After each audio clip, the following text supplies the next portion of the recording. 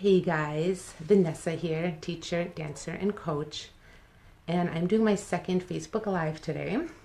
I did one on Monday and it was scary, and I am still actually pretty nervous right now, but part of the learning process is by doing, so I'm doing it. And for some reason, my Mondays got deleted by Facebook. I'm not sure why. My first reaction was, screw that, I'm not going to do that again.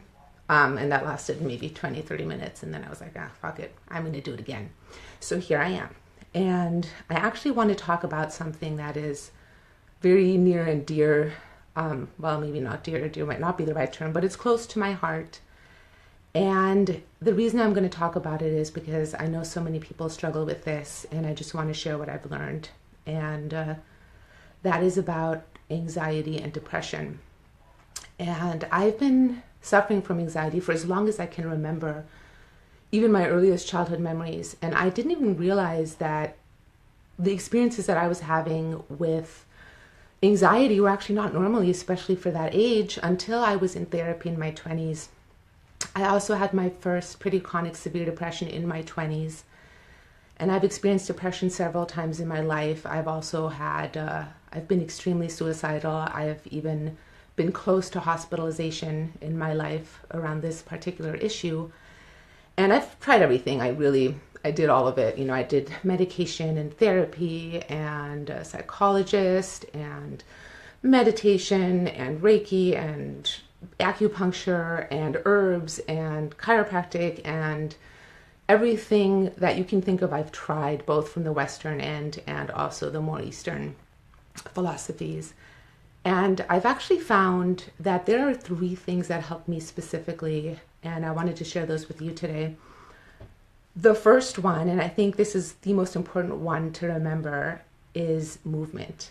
Movement can be incredibly helpful. There have been tons of studies done on the benefits of movement for mood and physical, mental, and emotional health. And if you can bring yourself when you're having an intense moment of anxiety or you're really feeling down, I know it's the last thing you want to do is work out or do some kind of movement, but it's the fastest thing that's going to make you feel better. So I really encourage you to find something that you love to do that is fun. And even if you just do it for 5 minutes, you'll feel better. It's really quite phenomenal. The next one, and hear me out before you shut off the video, is meditation. And a lot of people are practicing this regularly and have found it exceptionally helpful. And there are also tons of people that come out with I can't meditate and I can't sit still and I can't clear my mind and I just don't know how to do it. And I want to remind you that there are thousands and thousands and thousands of different ways to meditate. You don't have to sit still with your mind completely blank. You can totally do a bunch of different things. You could do walking meditation, you could do a singing or chanting meditation, you could do a listening meditation. There are so many different ways to do it. And the other thing I want to remind you of is that meditation isn't just sitting there for hours at a time with a blank mind. It is actually about mindfulness and becoming aware. So in meditation, your job is actually just to notice when your thoughts have drifted, to acknowledge that without judgment, and the without judgment part is extremely important, and then to bring your thoughts back. And if you have to do that 5,000 times in a 2-minute meditation, that is totally fine. It is not about having a perfectly clear mind and not thinking about anything. It's about being aware and bringing yourself back to the present. And you'll notice when you practice this on a somewhat regular basis, it just becomes more natural, not only in your meditation, but also in your everyday life.